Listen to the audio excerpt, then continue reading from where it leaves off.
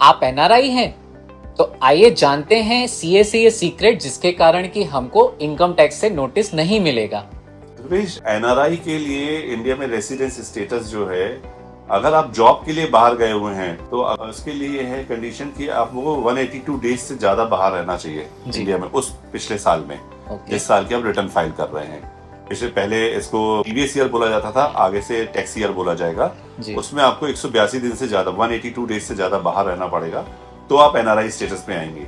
अब बात आती है कि आपको इसमें क्या करना चाहिए। एनआरआई अगर आप हैं तो आपकी जितनी भी बाहर की इनकम है, फॉरेन में जो इनकम अर्न कर रहे हैं, वो टैक्स फ्री है इंडिया में, उसमें इंडिया में टैक्स नहीं लगेगा। लेकिन इंडिया की इनकम पर आपको टैक्स लगेगा।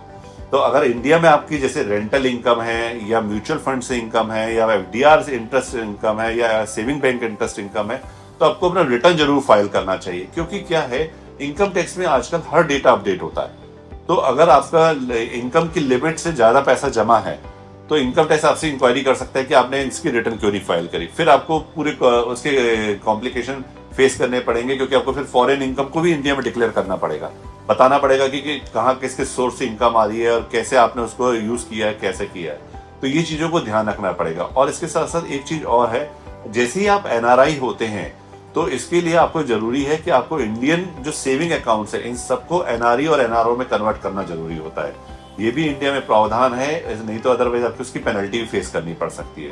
तो इन चीजों को ध्यान रखना चाहिए।